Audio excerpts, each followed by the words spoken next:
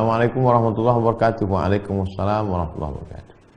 Misalnya ada dalam satu keluarga anaknya masuk Islam, kedua orang tuanya non-muslim. Adakah si anak ini bisa menolong ayah ibunya kelak untuk ke surga? Remaja Masjid Ar-Ridha. Setelah Asma masuk Islam, dia takut berhubungan dengan ibunya karena ibunya non-muslim.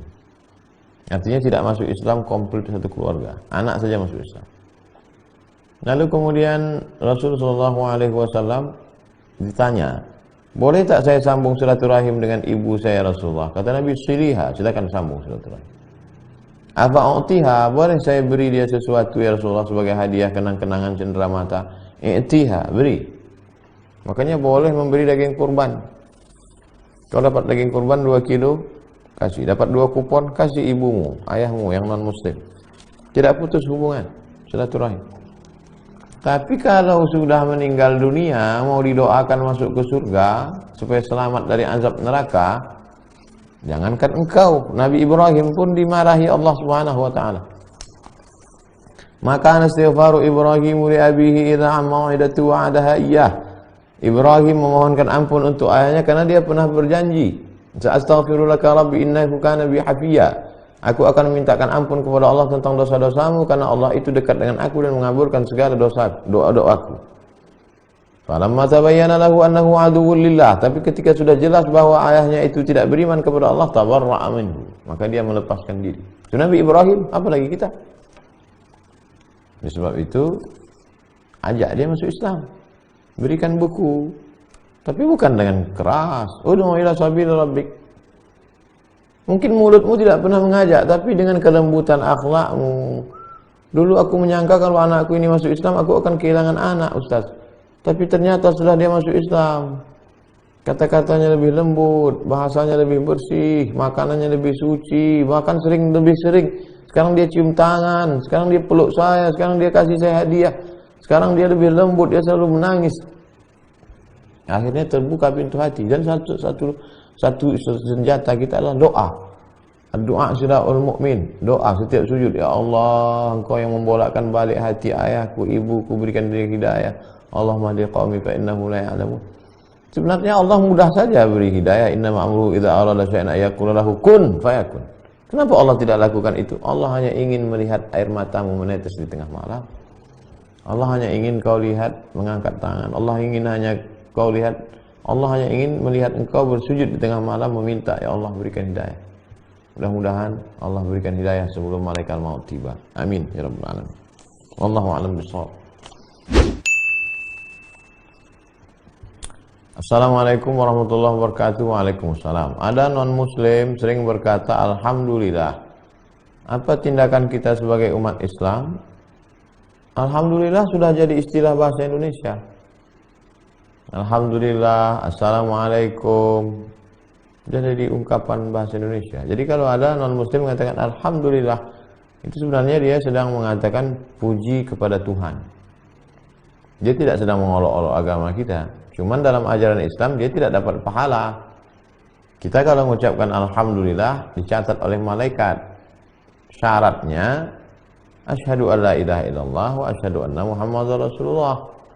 Orang yang tidak bersyahadat, maka tidak diterima amalnya. Syarat pertama bersyahadat. Makanya masuk Islam bersyahadat. Khitan, sholat, zakat, puasa, haji, belakangan. Syarat yang pertama, mengakui Muhammad SAW sebagai Nabi dan Rasul utusan Allah. Wallahu a'lam bishawab. Assalamualaikum warahmatullahi wabarakatuh. Semoga Ustaz selalu diberikan kesehatan. Amin ya rabbal alamin. Saya ibu rumah tangga. Apakah zakat harta yang kita keluarkan boleh dikeluarkan pada saat lebaran Idul Adha bersama kurban? Karena dikeluarkan setiap bulan sepertinya sedikit. Kalau dikeluarkan setiap bulan sedikit. Jadi kalau berpenghasilan, siapa yang punya penghasilan 20 keping uang dinar, Siapa yang punya penghasilan 20 keping uang dinar, berarti dia sudah, siapa yang punya penghasilan 20 keping uang dinar, maka berarti dia sudah kena zakat 2,5%. Satu keping uang dinar itu beratnya 4,25 gram. Jadi 40,25 gram kali 20 keping 85 gram. 85 gram. Jadi 85 gram emas. Sekarang kalau kali 500.000 42.500.000. 42.500.000 bagi 12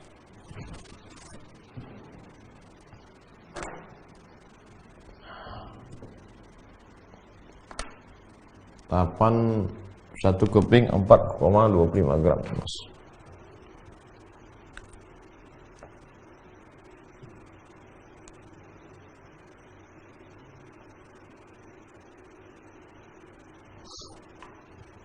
Satu keping uang dinar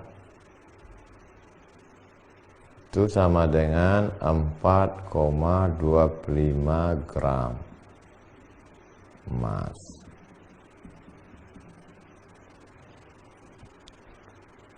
Kali 20, 4,25 gram kali 20 keping sama dengan 85 gram. 85 gram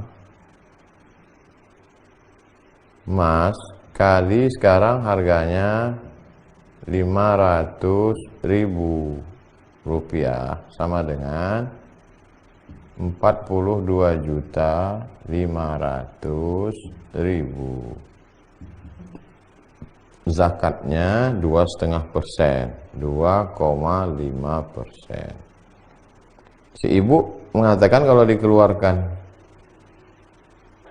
setiap bulan terlalu sedikit, lalu dikeluarkannya setahun. Kalau dikeluarkan setiap bulan dibagi saja 42.500.000 bagi 12 bulan. Jadi kalau dibuatkan 3,6. Jadi kalau berpenghasilan satu bulan 4 juta itu sudah kena 4 juta, 2,5%-nya berarti 100.000. 100.000. Boleh tidak dikeluarkan pada saat Idul Adha? Boleh dikeluarkan setiap bulan. Dianjurkan dikeluarkan setiap bulan, disetorkan ke Badan Amil Zakat. Atau dikeluarkan setahun sekali. Kalau saya pribadi, saya keluarkan seminggu sebelum Ramadan. Kita insya Allah Ramadan bulan April tanggal 24. Seminggu sebelum Ramadan saya keluarkan. Tujuannya apa? Supaya ketika di bulan Ramadan, saudara kita yang kesulitan, itu dia bisa off, nggak kerja, supaya dia bisa puasa. Itu manfaatnya kalau dikeluarkan di bulan Ramadan, menjelang Ramadan. Wallahu a'lam bishawab. Kenapa telapak kaki ibu ada surga? Ahzab kelas 7. Tempat yang paling rendah, paling hina, paling kotor, telapak kaki. Telapak kaki hitam, bau, diinjak-injak. Allah Ta'ala mau mengatakan surga yang tinggi itu letaknya di bawah telapak kaki ibu. Jadi ini mana ungkapan? Artinya walaupun surga yang katanya tinggi, ternyata ada yang lebih tinggi lagi, ibu. Dan dia di bawah telapak kaki ibu. Artinya jangan lawan ibu. Berbakti kepada ibu.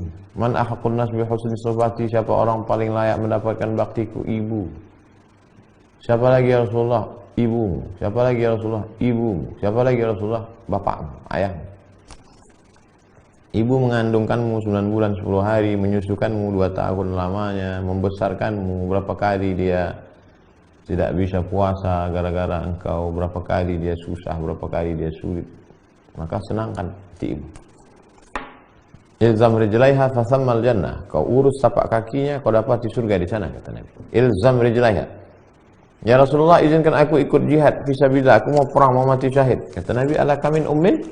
Ibumu masih ada, masih hidup, masih sehat? Iya, ibu saya ada. Ilzam rijlaiha. Kau urus tapak kakinya, fasammal jannah. Kau dapat di surga di sana. Makanya muncul ungkapan al-jannatu tahta aqdamil ummahat. Al-jannatu surga tahta aqdamil ummahat, di bawah tapak kaki ibu. Itu makna kiasan. Sedangkan kakinya saja kau urus, kau dapat surga. Apalagi kalau kau urus kepalanya, apalagi kau belikan dia baju, apalagi kau belikan dia makanan, kau suapkan dia. Yang ibunya hari ini terbaring di rumah sakit, jenguk, ganti pakaiannya, senangkan hatinya. Wallahu a'lam. Assalamualaikum Ustaz, saya mau tanya, suami saya tak suka saya pakai khimar. Khimar, kain penutup kepala. Perempuan itu ditutupnya dulu kepalanya, khimar namanya. Setelah ditutup kepala dengan khimar, baru ditutup dengan kain panjang, namanya jilbab, jamaknya jalabib. Kain panjang yang menutup kepala ini namanya khimar. Kain yang panjang sampai ke bawah itu namanya jilbab, menutup sampai ke kaki. Itu dalam istilah Arab. Suami saya tidak suka kalau saya pakai khimar, kain penutup kepala yang panjang. Tapi saya tetap memakainya. Apakah saya berdosa? Yang nyuruh engkau pakai jilbab penutup kepala itu Allah. Ya ayuhan Nabi, wahai Muhammad SAW, qul li azwajika, katakan kepada istrimu, wa banatika, katakan kepada anak-anak perempuanmu, wa nisa'il mu'minin, katakan kepada perempuan-perempuan yang beriman kepada Allah dan beriman kepada Muhammad SAW, yudnina alaihinna min jalabibihinna, hendaklah mereka memanjangkan jalabib, kerudung kain yang untuk panjangkanlah. Yang nyuruh ni Allah, yang melarang suamimu. Suamimu itu hamba Allah, nyawanya punya Allah, hidup matinya di tangan Allah. Kenapa kau lebih takut kepada suamimu daripada kepada Allah? Yang ngasih belanja saya dia, yang memberikan hidup mati, yang ngasih belanja, yang mencari rezeki itu suamimu, tapi yang memberi rezeki itu Allah. Suamimu mesti diajar, dididik oleh wali. Wali saya siapa Ustaz? Wali ibu, wali perempuan adalah ayahnya, kakeknya, abangnya, adiknya, abang ayahnya, adik ayahnya. Panggil ini suami yang melarang istri pakai jilbab panjang. Wallahu a'lam bishawab.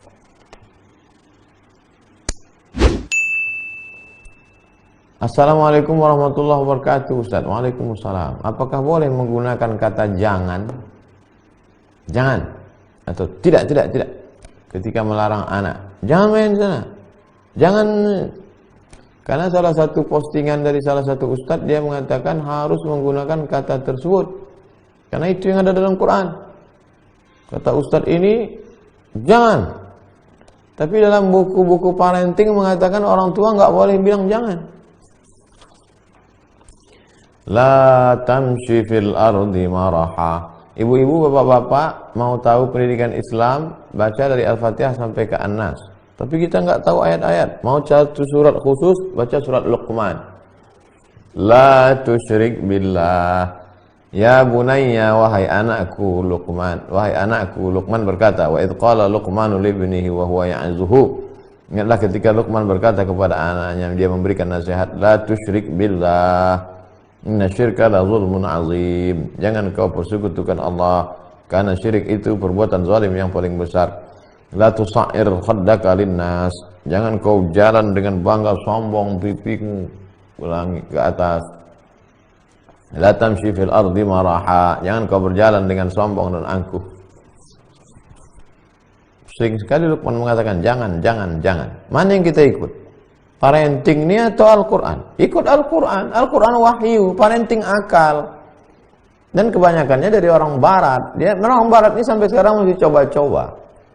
Saya nggak ngerti dalam masalah medis kedokteran. Saya tanya, Bu dokter, apakah baku ini? Baku ilmu kedokteran ini dari dulu? Enggak Pak Ustadz. Dulu orang dikompres pakai air dingin. Dikompres, diambil sapu tangan, direndam pakai air es dan kemudian berubah ijtihad dokter, direndam pakai air panas. Ternyata dalam dunia medis pun terjadi perubahan-perubahan. Begitu juga dengan dunia parenting yang berdasarkan akal ini. Al-Quran bukan dari akal. Wa ma yantiqu 'anil hawa. Quran bukan dari akal Muhammad SAW. In huwa illa wahyu yuha, melainkan wahyu dari Allah Subhanahu wa taala. La ya'tihil batilu min baini yadayhi wa la min khalfihi. Tidak ada kebatilan dari depan, dari belakang, dari kanan, dari kiri, dari atas, dari bawah, di luar maupun di dalam. Ikuti Al-Quran. Ikuti petunjuk Al-Quran. Kita pun hari ini menjadi generasi yang selamat dari perbuatan yang diharamkan kepada Allah. Karena orang tua kita dulu, jangan. Tak boleh, jangan. Buktinya kita sehat sampai hari sekarang. Tak rusak otak kita, tak rusak akal kita. Mana yang hasil dari parenting barat itu? Mana keberhasilannya? Kita dari kecil dulu diajarkan. Jangan, ini nggak boleh, ini haram, ini nggak boleh. Wallahu a'lam. Dari kelas Ibnu Rushd 7A, bagaimana agar bisa membahagiakan orang tua sesuai kemampuan kita? Engkau anakku yang masih kelas 7, niatnya sudah membahagiakan orang tua. Allah sampaikan cita-citamu, Allah bahagiakan hidupmu, Allah limpahkan rezekimu. Cita-cita yang paling tinggi membahagiakan orang tua. Kamu cita-cita jadi apa? Jadi dokter. Cita-cita jadi apa? Jadi polisi. Cita-cita apa? Jadi tentara. Cita-cita apa? Jadi presiden. Cita-citamu apa? Membahagiakan orang tua. Karena kau jadi dokter, polisi, tentara, presiden, gubernur, wali kota, belum tentu membahagiakan orang tua. Tapi cita-citamu membahagiakan orang tua sesuai dengan kemampuan. Kalau masih kelas 7, membahagiakan orang tuanya cukup dengan bangun pagi, sholat subuh, disuruh orang tua nurut, cium tangan, pulang tunjukkan transkrip nilai, rapor, nilainya bagus. Jangan ngelawan. Apa kata orang tua, ikut. Sesuai dengan kemampuan. Nanti setelah kau kerja, punya uang, belikan dia baju, belikan dia makanan. Senangkan hatinya. Mudah-mudahan disampaikan Allah cita-cita. Wallahu a'lam bishawab. Apa hukumnya riba untuk pengobatan orang tua? La ta'kulur riba, janganlah kamu makan riba. Lalu orang terfokus pada kata makan. Kamu kok minjam sama rentenir 1 juta bayar 1.200.000? Saya enggak untuk makan, terus untuk berobat. Kalau begitu bagaimana dengan untuk beli mobil, untuk beli rumah, untuk beli panci, untuk biaya sekolah? Jadi sebenarnya al-juz'u ya dulu alal kulli. Disebutkan parsial, tapi sebenarnya untuk general. Disebut di situ makan karena mayoritas kebutuhan manusia pokoknya adalah makan. Tapi tidak hanya makan, minuman, pakaian, perhiasan, segala kebutuhan. Oleh sebab itu jangan pernah berobat memakai apapun dengan riba. Hukumnya haram. Terdesak, minjam ke sana kemari nggak bisa lagi. Sementara ini orang tua sudah mau mati. Pilihannya cuma 2, riba atau mati. Maka dalam Islam diajarkan memilih akhafud dararain, memilih mudarat teringan di antara yang berat. Mati atau riba, boleh pilih riba. Tapi kalau masih ada alternatif yang lain, ada yang bisa dijual. Bukan pokok, rumah itu pokok, nggak boleh jual rumah. Maka boleh. Darurat. Ad-darurat tubihul mahzurat. Wa daruratu tuqaddaru biqadriha. Wallahu a'lam bishawab. Assalamualaikum warahmatullahi wabarakatuh. Waalaikumsalam warahmatullahi wabarakatuh. Ustadz, di medsos banyak orang menghujat Ustadz, dan saya membalas komennya dengan hujatan juga. Apa hukumnya? Dari omak-omak. Ini omak-omak garis keras. Setiap ceramah, statement yang dipelintir, saya pasti membuat klarifikasi melalui video atau tulisan di Instagram resmi Ustadz Abdul Somad Official. Ibu cukup memposting satu klarifikasi saja. Kalau ada pernyataan yang dipelintir dari saya, dari ceramah saya, dari pernyataan saya, semuanya ada klarifikasinya. Baik video pendek yang di-share di grup maupun di Instagram. Ibu, jamaah, bapak-bapak, sahabat-sahabat, generasi milenial, cukup posting klarifikasi satu saja. Sekali posting di FB, sekali posting di Instagram, sekali posting di grup WhatsApp, cukup. Jangan habiskan energi untuk itu. Karena kita berhadapan dengan orang yang tidak kita kenal. Jangan-jangan kita kelahi dengan mesin. Cukup sekali share klarifikasi. Allahu a'lam bishawab.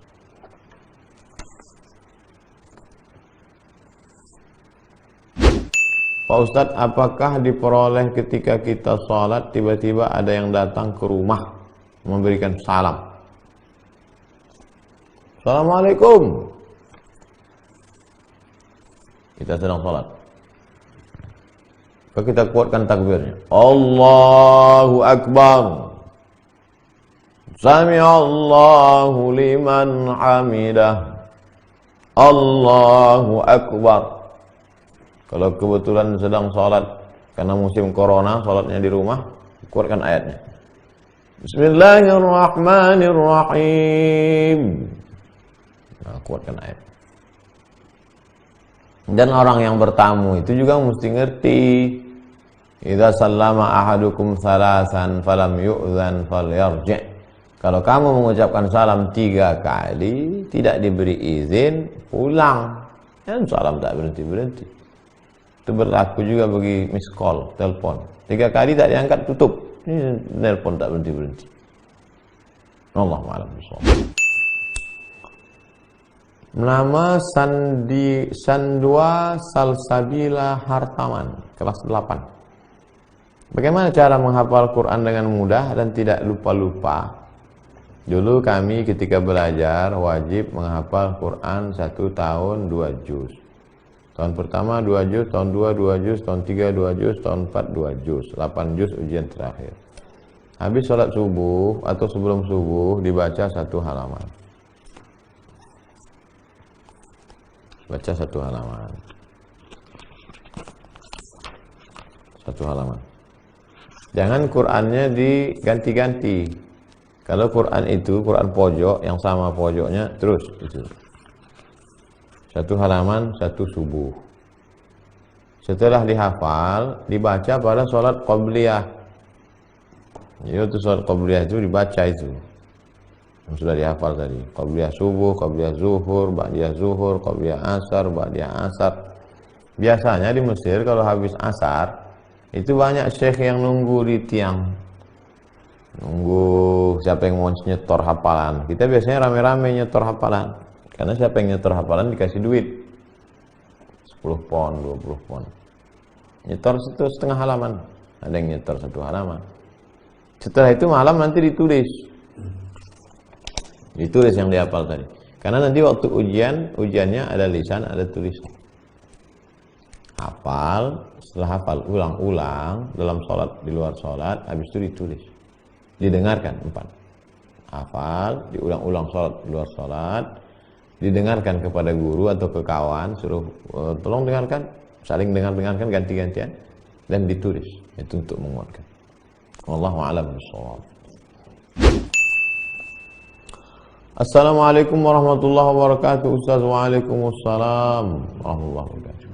Bagaimana cara menghilangkan was-was dari dalam diri, riya atau ujub? Misalnya lagi ngaji atau sholat terus dilihat atau didengar orang, terus jadi ngerasa dalam hati riya pas baca Quran. Bulan Ramadan tadarus. A'udzubillahi minasyaitonirrajim. Bismillahirrahmanirrahim. Amma yatasaalun 'anil naba'il 'azim alladzi hum fihi mukhtalifun. Tiba-tiba ada orang mendengar di samping, lalu kita pun langsung makin dibaguskan suaranya. Itu dia. Lalu kemudian kita tutup Quran, berhenti baca karena takut dipuji. Tarkul amal li ajli nasriya. Tidak jadi beramal karena ingin dipuji orang, riya. Wal amal li ajlihim syirik. Terus baca, makin diperbagus bacaan supaya dipuji orang, syirik. Maju kena, mundur kena. Lalu solusi yang paling baik bagaimana? Baca normal seperti biasa. Jangan merasa sedang membaca itu di samping dia, tapi sedang membaca itu di hadapan Allah Subhanahu wa taala. Teruskan, luruskan hati. Jaga. Ya, jangan berhenti. Tarkul amal li ajlin nas riya. Imam Fudail bin Iyad dikutip oleh Imam Abu Hamid Al-Ghazali dalam kitab Ihya Ulumuddin. Tidak jadi beramal karena takut dipuji orang, riya. Wal amal li ajlihim, beramal karena ingin dipuji orang, syirik. Teruskan, luruskan niat. Jadi kalau kita sholat di samping bupati, gubernur, presiden, menteri, panglima, saya ini sedang sholat di samping pejabat atau di hadapan Allah? Kesampingkan ini semua. Aku bukan sedang sholat di samping kamu pejabat, aku sedang sholat di hadapan Allah. Allah yang menciptakan kalian di samping ini semua. Luruskan akidah. Wallahu a'lam. Assalamualaikum warahmatullahi wabarakatuh. Waalaikumsalam warahmatullahi wabarakatuh. Suami saya subuh di masjid. Saya punya anak laki-laki kelas 5 SD. Bagaimana caranya agar kami berdua tega membangunkan anak saya sebelum subuh untuk bersiap-siap ke masjid? Selama ini dia hanya subuh di rumah saja dan tidak tepat waktu. Sekarang anak ibu kelas 5 SD. 2020 dia kelas 5 SD. Ibu bayangkan, ibu dan bapak sekarang hidup di tahun 2030. 2030. Kelas 5 SD, SMP 3 tahun, SMA 3 tahun, kuliah 4 tahun. Artinya di 2030 saat itu dia sudah semester 8. Semester 7, semester 8. Dia tidak sholat. Kenapa? Karena sudah dimanjakan. Dia pacaran. Kenapa? Karena dimanjakan. Dia ngebut. Kenapa? Karena dikasih motor. Dia main gadget. Kenapa? Karena dikasih HP, diberikan pulsa. Dia tidak tahu berbakti. Kenapa? Karena dibiarkan. Pertama, awalnya lucu. Lama-lama tidak lucu lagi. Dia menjadi orang durhaka. Jadi coba berpikir kita maju 10 tahun akan datang. Jadi kalau kita paksa dia bangun hari ini, sesungguhnya saya ingin nanti setelah dia semester 7 dia tetap sholat ke masjid. Kalau hari ini saya tetap tanya HP-mu mana, apa saja yang kau pakai, dari pagi sore buat apa aja, ini pulsanya kemana aja, sesungguhnya supaya dia jangan sampai kena virus game online, judi online. Kamu pergi sama siapa, pulang jam berapa, naik apa, sedang di mana, tujuannya supaya dia tidak liar, ada kontrol. Jadi berpikirnya bukan melihat dia kelas 5 SD sekarang, tapi bagaimana dia semester 7 di masa akan datang. Selama masih tegas, keras hari ini, insya Allah dia akan baik ke depan. Tapi kalau bermanja-manja, tidak mendidik, maka siap-siaplah 10-20 tahun akan datang, dia hanya akan menjadi generasi sampah yang membuat sampah di atas muka bumi Allah SWT. Na'udzubillah. Wallahu a'lam bishawab. Syarat pernikahan syar'i itu seperti apa? Ada wali. Saya misal punya anak gadis, saya wali. Ada 2 orang saksi. La nikah illa biwaliyin, tidak sah nikah kecuali dengan wali wa syahidai adlin, 2 orang saksi. Ada mahar. Ada ijab, ada qabul. Mempelai laki-laki. Aku nikahkan engkau dengan anakku dengan mahar sebentuk cincin emas tunai. Sah. Selesai. Jadi simple sekali. Kenapa dipersulit sampai orang berzina? Basyiru, berikan kabar gembira. La tunaffiru, jangan buat orang kesulitan. Yassiru, berikan kemudahan. La tu'assiru, jangan dipersulit. Biaya sedekah kenduri, aulim walau bisyatin, buat kenduri walimah, makanya dibuat di masjid. Ij'alu, buatlah akadnya fil masajid, di masjid. Kenapa? Kalau di masjid semua orang ramai. Ada cara apa itu? Akad nikah. Akad nikah siapa? Si Anu. Oh, berarti dia udah nikah ya? Udah, semua orang tahu. A'linu hadzal nikah, umumkan nikah ini, waj'aluhu fil masajid, buat akadnya di masjid, wadribu alaihi bid-dufuf, pukulkan gendang. Sehingga dengan memukul gendang, kelempang, orang acara apa itu? Ada yang nikah. Siapa nikah? Itu jamaah kita sianu kemarin dengan anak Pak Fulan. Udah selesai. Ini mempersulit, akhirnya susah orang. Memikirkan itu, memikirkan ini, memikirkan itu. Wallahu a'lam bishawab. Assalamualaikum warahmatullahi wabarakatuh. Ustadz, kami mau tanya bagaimana hukumnya kita berangkat haji, uangnya dari pemberian non-muslim. Nabi Muhammad SAW berkirim surat ke Mesir. Nama Raja Mesir itu Muqawqis, nama panggilannya Jirjis, nama gelar panggilannya Muqawqis. Tempat kantornya di Alexandria, Iskandaria, 200 km dari Kairo. Surat Nabi itu dibawa sahabat namanya Khatib bin Abi Balta'ah. Sampai ke sana surat Nabi dibaca oleh Jirjis Muqawqis. Salamun ala man taba'al huda. Selamat bagi siapa yang mengikuti hidayah. Aslim taslam. Masuk Islamlah kau wahai Jirjis, maka kau akan selamat. Lembut hati Jirjis membaca surat Nabi, dia gulung, dia kasih minyak wangi, dimasukkannya ke dalam kotak. Dimuliakannya surat Nabi Muhammad SAW. Dibalasnya dengan hadiah-hadiah. Dibalasnya dengan madu asal Banha. Asal madu. Banha salah satu provinsi di Riau. Salah satu provinsi di Mesir. Produsen madu. Madu itu sampai ke Madinah, diminum oleh Nabi SAW. Itu dalil bahwa hadiah makanan dari non-muslim halal. Selama makanannya itu bukan benda haram, bukan bendanya haram. Daging babi, daging anjing tidak boleh haram. Madu halal. Kain, diberikan kain, karena waktu itu Mesir adalah produsen tekstil. Kain itu disimpan oleh Nabi SAW. Satu riwayat menyebut kain itu dipakai sebagai kain kafan. Artinya memakai kain boleh. Kain jelas produk pabrik non-muslim punya.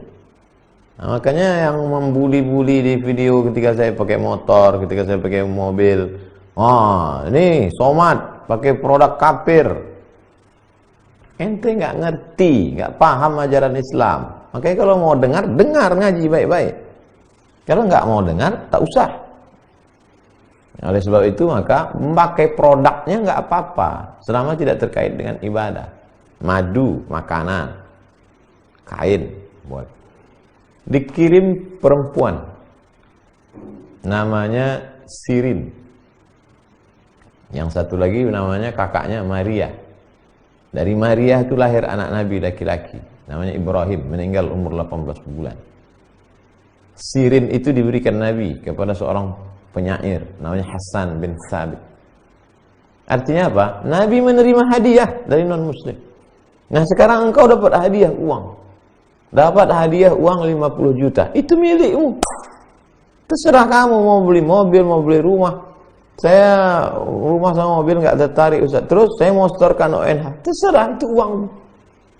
Kalau kita sudah punya uang dengan cara yang halal, kita tidak merampok, kita tidak mencuri, maka itu punya kita. Terserah kita mau kita pakai itu apa. Intinya menerima hadiah dari non-muslim halal dengan syarat tidak unsur-unsur agama di balik itu.